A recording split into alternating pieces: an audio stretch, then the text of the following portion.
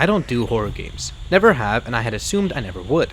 While I'm still a fan of the genre, there's something about the intimacy in playing a game that just elevates the fear factor to brand new levels. My usual experience starts and ends with me turning off the game within an hour or two, often because of cheap jump scares. With all of this being said, I somewhat hesitantly dived into the title, and while I can gladly say that the scares weren't cheap, was this the horror game that finally clicked? Keep watching the XboxEra review of In Sound Mind to find out.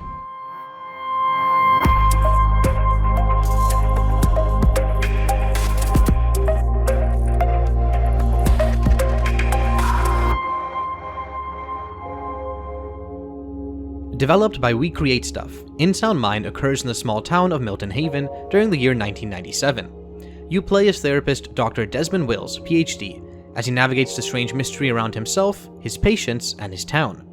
The game takes place in 4 different worlds, you could say, and an apartment building that serves as a central hub. The basement level of this hub, which is where you start the game, acts as a small tutorial. It introduces you to both the puzzle solving you'll be doing throughout the game, and also to the mysterious figure stalking your every move. This figure haunts you throughout your playtime in various ways, such as leaving insidious notes or taunting you over the phone. Speaking of these notes, I'd be remiss if I didn't talk about one of the best characters in the game, the environment itself. In Sound Mind regularly changes the objects, rooms, locations, and sometimes even the sky as you play. Progressing through a shopping mall, for example, you'll often find mannequins have changed positions, walls have disappeared, notes and items are left for you, and more. This serves the horror aspect of the game very well, of course, but it also elevates the mystery and puzzle solving. There were times where I was completely lost, but by retracing my steps, I found the location I had just left altered and ready to be explored once again. Back to the central hub, you have an office on the top level, and it's here that you play the cassette tapes of your patients. Doing so allows you to enter their world and progress the story. Each of these levels differ drastically from each other, which wasn't always a good thing. The first tape, for example, felt like a tight and polished experience, while some of the later ones felt a little too open.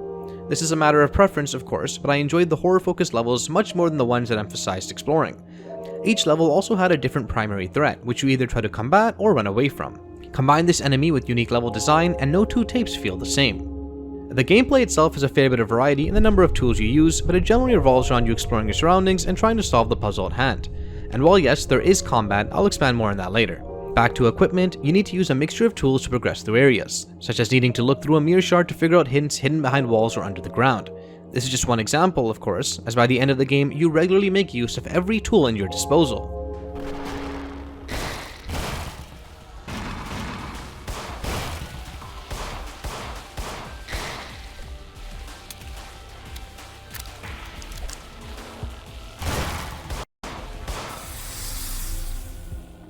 Graphically, there isn't much to write home about. The game does have some good skyboxes and some very creative level design, but ultimately the budget and scope prevent it from looking truly good.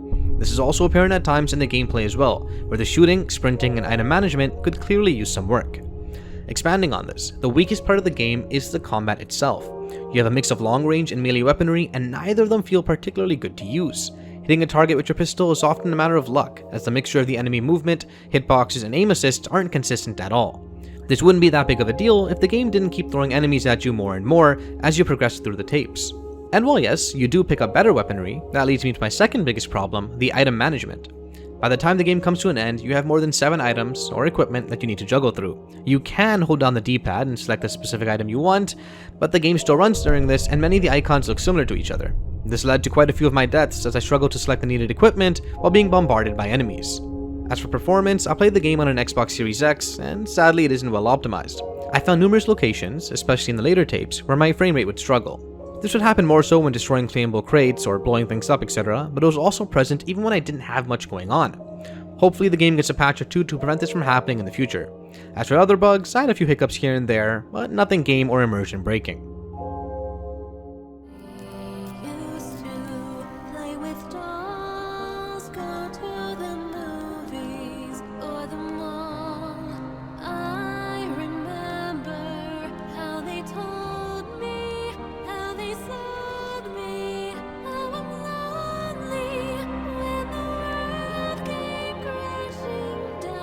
Back to the good, the audio design, particularly the voice acting, really elevates the entire experience. Though yes, the horror elements start to wind down as you move forward, but that doesn't mean they're ever completely gone. The music and sound effects manage to jump between horror and heartfelt at a moment's notice. There were many times where I was running in a panic, only to seamlessly transition into a somber moment as I read a note or a message on the wall. The sound design prevented these transitions from feeling jarring. But the star here is the voice acting itself. Each of the characters in the game have their own actor and they all do a great job, especially considering the sensitive topics being handled. Through just their audio and a few notes scattered around the levels, you build an intimate understanding of the struggles and traumas these characters face. It reached the point where I was ecstatic every time I heard them speak again. And finally, the game has a unique, fully performed song for each character. You have to hunt for these vinyls as you play, but they're worth finding and listening to. Virginia's and Alan's songs were especially well done.